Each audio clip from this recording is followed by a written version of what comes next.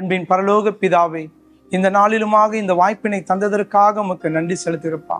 உம்முடைய பரிசுத்த நாமம் மட்டும் மகிமையடையும்படியாக ஆண்டவரேப்பா, இதோ இந்த வேலையிலே கொடுக்கப்படுகின்ற இறை வார்த்தையானதப்பா ஒவ்வொரு உள்ளங்களிலும் ஆண்டவரேப்பா அது நூறத்தனையாக பலன் தரக்கூடிய கிருபையினால நிரப்பி நீர் ஆசீர்வதித்து வழிநடத்தும்படியாக இதோ இந்த வேலையில அடியனுடைய சுயத்தை மறைத்தப்பா, மனித எண்ணங்கள் ஆண்டவரை அனைத்தையும் நீரே மறைத்து பரிசுத்த ஆவியானவரை நீர் என்னை அடியனை ஆட்கொண்டு இந்த வேலையிலே மறைத்து வழிநடத்தும்படியாக தாழ்த்தி ஒப்பு கொடுத்து ஜெபிக்கிறேன். முத பரிசுத்த பிரசன்னம் ஆண்டவரேப்பா இறை வார்த்தை ஒவ்வொரு பிள்ளைகளையும் ஆண்டவரேப்பா நிறைவாக நிரப்பி ஆசீர்வதித்தல வேண்டும் என்று எங்கள் ஆண்டவராகிய இயேசு கிறிஸ்துவினை ஜெபிக்கிறோம் நல்ல பிதாவே.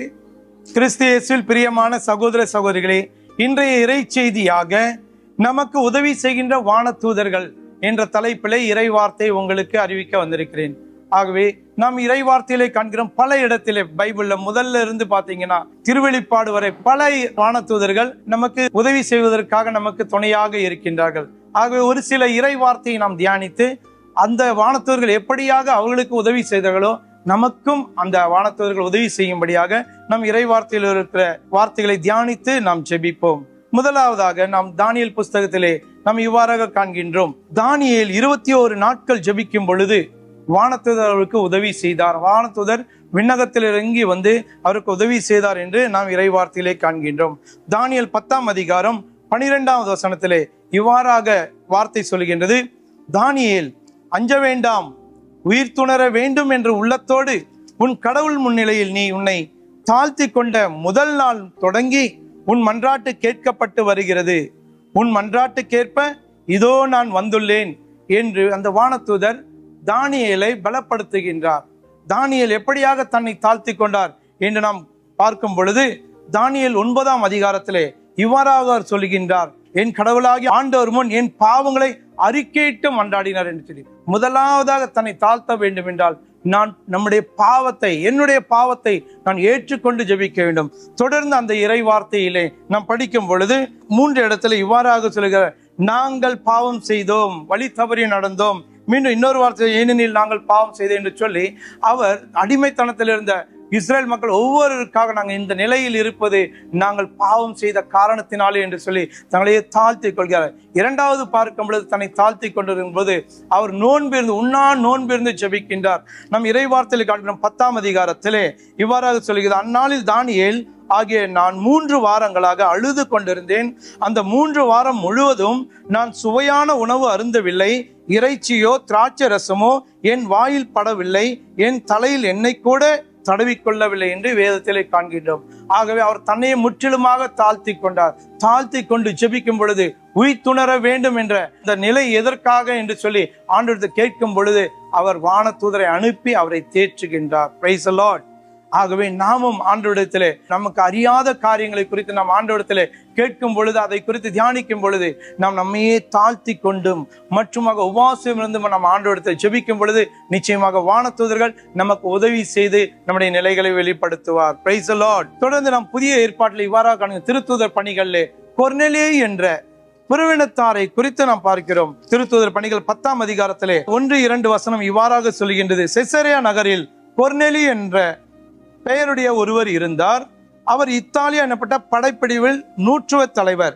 அவர் இறைப்பற்றுள்ளவர், தம் வீட்டார் அனைவருடன் கணவருக்கு அஞ்சி நடந்தவர், மக்களுக்கு இரக்கச் செயல்கள் பல புரிந்தவர், இடைவிடாது கடவுளிடம் மன்றாடி வந்தவர் என்று சொல்லி நாம் கொர்நேலியை குறித்து அருமையாக இறை வார்த்தை சான்று பகிர்ந்து, அவர் புறவினத்தராக இருந்தும் அவர் இறைப்பற்றுள்ளவராகவும் தம் வீட்டார் அனைவருடனும் கடவுளுக்கு அஞ்சி நடந்தவர் என்றும் மக்களுக்கு இரக்க செயல்கள் பல புரிந்தார் என்றும் இடைவிடாது மன்றாடி வந்தார் என்ற அருமையான ஆசீர்வாதத்தை, இறை ஆசீர்வாதத்தை அவர் பெற்றிருந்தார். ஆனால் அவர் புறவினத்தார்.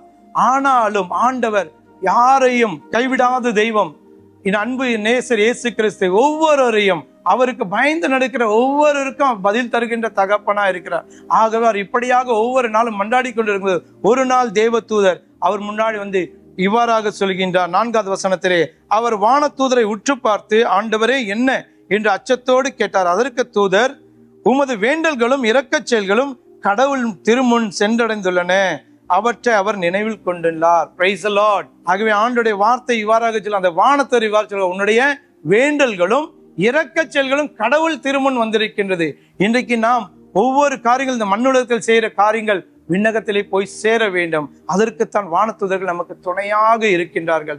ஆகவே நம்முடைய ஜெபங்கள், நாம் இரக்க செயல்கள், நாம் செய்கின்ற ஒவ்வொரு காரியங்களும் ஆண்டவர் கணக்கில் வைத்திருக்கிறார். ஆகவே தான் இந்த வானதூதர்கள் நமக்கு துணையாக இருந்து அவருடைய இரக்க செயல்களை விண்ணக தந்தையிடம் போய் சேர்ந்ததால அவர் அதற்கு பதில் தர வந்திருக்கிறார். இன்னுமாக அவர் ஆண்டவராக இயேசு கிறிஸ்துவின் நம்பிக்கை வைக்க பேதுருவை அழைத்து வந்து இன்னும் மீட்புக்குரிய காரியங்களை அறிந்து கொள்ளத்தான் வானதூதர் அனுப்பி இருக்கிறார். Price the Lord. தொடர்ந்து நாம் பார்க்கும்போது லூக்கா எழுதிய நற்செய்தி 1ஆம் அதிகாரம் 11-13 இறைவார்த்தையில் இவ்வாறு காண்கிறோம். செக்கரியா அவர் ஒரு குரு. அவர் தூபம் காட்டும் பொழுது அவருக்கு வானதூதர் தோன்றி உன்னுடைய மன்றாட்டுகள் கேட்கப்பட்டது என்று சொல்லுகின்றார். ஏனென்றால் அவருடைய நிலை முதிர்ந்த வயதில் இருக்கின்றார். முதிர்ந்த வயதில் இருந்து அவர் ஜெபிக்கும் பொழுது அவருடைய மன்றாட்டு கேட்கப்பட்டிருந்து வானதூதர் சொல்லும் பொழுது நான் வயது முதிர்ந்தவன் என்று சொல்லி தன்னை வெளிப்படுத்துகிறார். நாம் பழைய ஏற்பாட்டில் இவ்வாறு காண்கிறோம். தொடக்க நூல் புஸ்தகம் 25ஆம் அதிகாரம் 21வது வசனத்திலே ஈசாக்கு தன் மலடியா இருந்த தம் மனைவிக்காக ஜெபித்தார் என்று சொல்லி அந்த இறை வார்த்தை நிச்சயமாக செக்கரியா அவர்கள் படித்திருப்பாங்க. அதனால தான் அவர் இடைவிடாத அந்த வயது ஆனது பிறகும் அவர் மன்றாட்டைக்கு அந்த பிள்ளைக்கான பாக்கியத்தை கேட்டுக்கொண்டே இருந்தார். ஆகவே தான் வானதூதர் அவருக்காக இறங்கி வந்து உன்னுடைய மன்றாட்டு கேட்கப்பட்டது, உனக்கு ஒரு மகன் பிறப்பான் என்று சொல்லி திருமுழுக்கு யோவானை குறித்து சாட்சி பகர்கின்றார். Price the Lord. யோவான் நற்செய்தி 1ஆம் அதிகாரம் 51வது வசனத்திலே இவ்வாறாக நாம் படிக்கின்றோம். மேலும் வானம் திறந்திருப்பதையும் கடவுளின் தூதர்கள் மானிட மகன் மீது ஏறுவதையும் இறங்குவதையும் காண்பீர்கள் என மிக உறுதியாக உங்களுக்கு சொல்கிறேன். ஆகவே ஆண்டவராக இயேசு கிறிஸ்து சொல்லி இருக்கிறார், நம்முடைய விண்ணப்பங்களை எல்லாம் இயேசு கிறிஸ்துவின் வழியாக இந்த வானதூதர்கள் தான் அவர் மீது ஏறுவதும் இறங்குவதுமாக அனுப்பி நமக்கு உதவி செய்கின்றார். ஆகவே நம்முடைய ஒவ்வொரு ஜெபமும் கேட்கப்படுகின்றது. நமக்கு ஒரு வானதூதர் இருக்கின்றார். நமக்கு ஆண்டுடைய வார்த்தை சொல்லுது, நம்முடைய கால்களில் மோதாதபடி தம் தூதருக்கு கட்டளையிடுவார். ஆகவே எல்லா சூழ்நிலையிலும் வானதூதர்கள் நமக்கு துணையாக இருக்கின்றார். ஆகவே நாமும் ஒவ்வொரு தானியலை போல நம்மை தாழ்த்தி கொண்டு செபிப்போம். கொர்நேலியை போல இரக்க செயல்கள் புரிவோம். மற்றும் செக்கரியா போல தொடர்ந்து இன்னும் வயதான பெண்ணும் அவர் மன்றாடி வந்தது போல நாமும் மன்றாடி ஆண்டுடைய அந்த வானதூதர் நமக்கு துணையா இருந்து செயல்பட நாம் ஒப்பு கொடுத்து ஜெபிப்போம்.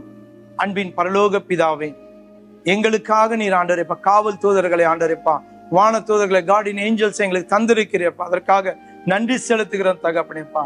அப்பா அந்த வான தூதர்கள் ஆண்டவரேப்பா தானியேல் எப்படியாக தாழ்த்தி கொண்டு ஜெபிக்கும் பொழுது ஆண்டவரேப்பா இறை பிரசன்னத்தை ஆண்டவரேப்பா தந்தையின் திருவுளத்தை வெளிப்படுத்த ஆண்டவரை அனுப்பியது போல ஆண்டவரேப்பா எங்களுக்கும் ஆண்டவரே தந்தையின் திருவுளத்தை நாங்கள் அறியக்கூடிய ஆண்டவரேப்பா கிருபையை தாரும் தகப்பனேப்பா. கொர்நேலியை எப்படியாக ஜெபித்தார் ஆண்டவர் இரக்க செயல்கள் ஆண்டவரேப்பா நிறைந்து ஆண்டவரேப்பா செயல்பட்டது போல தகப்பனே ஆண்டவரே நாங்களும் எங்களுடைய வாழ்க்கையில இரக்க செயல்கள் புரிந்து ஆண்டவரேப்பா அந்த இரக்க செயல்கள் உங்களுடைய திருமுன் வரக்கூடிய அந்த கிருபையினால நிரப்புங்க தகப்பனே. செக்கரியா போல நாங்கள் வயது முதிர்ந்தாலும் ஆண்டவரே உண்மையில் நம்பிக்கை கொண்டு மன்றாடி வருகிற பிள்ளையாக எங்களை மாற்றுங்கப்பா. ஆசீர்வதிங்க, பலப்படுத்துங்க, காத்துக்கொள்ளுங்க. இயேசு கிறிஸ்துவின் வல்லமையுள்ள நாமத்தில் ஜெபிக்கிறோம் நல்ல பிதாவே, ஆமென்.